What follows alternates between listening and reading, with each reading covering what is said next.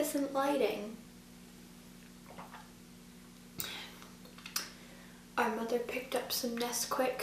I went to Arts Junction again today, and you might think I'm starting to get addicted, and that might be true.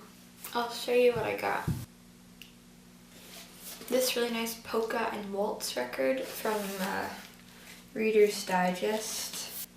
Lots of fabric, because I maybe want to make some quilts or things out of them. I picked up this book thinking it was something different, and now I'm actually I judge books by their cover. I'm just reading it now. It says a ferociously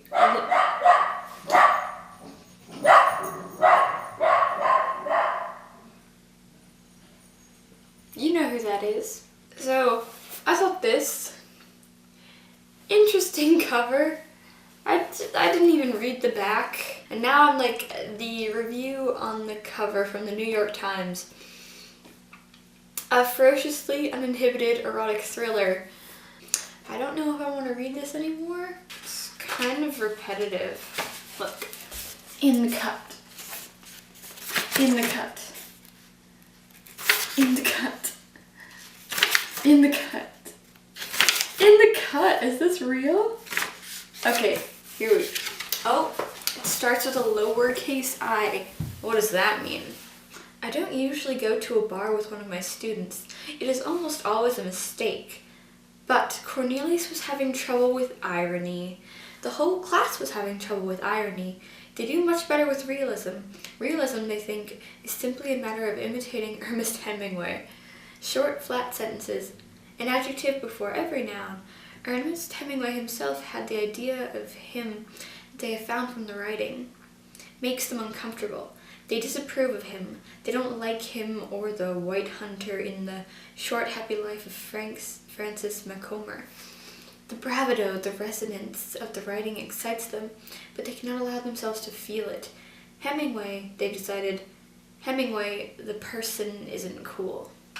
It's a pretty good first paragraph. But, you know, just the fact that you had to name student Cornelius. Is it necessary that his name is Cornelius? I think that's the problem I have with a lot of books. They're trying to be down to earth, but the characters just aren't. Like John Green. And this beautiful medieval dress. I don't know if my videos this coming month will be as in-depth, mainly because I am working on 2 projects, definitely. One is my visual art culminating project, in that I am designing a costume for a character in Romeo and Juliet, and it would probably be simpler to make a dress for Juliet, but also if I did a male costume, I would get to design like a sword to go with it, as well as the whole, like the pants and the tights and the shoes. My other culminating assignment is my final film of the year, which we're starting now, and we've got 6 weeks to make. And I was so happy that my first pitch was approved right away. It was the best feeling in the world. Let's see, I have in my notebook. This was the pitch I wrote in class. Just like the ideas I had in my head. And I wrote this like 10 minutes. And what he has under this, good. Keeping his art form alive and relevant. The other is learning more about my parents. They were together a long time before they had kids, so a life that I wasn't a part of but can be seen through developing negatives, and in turn make some of my own. So the topic of the documentary is I'm going to be building a darkroom in our basement, and I'm going to be getting all the supplies and developing these old negatives, and hopefully taking some new photos with the camera our dad gave me, the Minolta. So, no book recommending conversation, okay, but I'm still going to recommend you movies and stuff.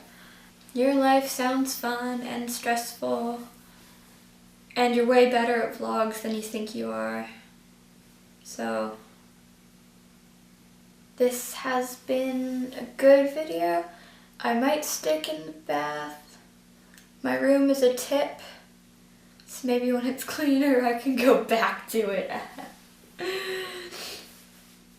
Okay. Do I say peace out, young money? Or is that what you say to me?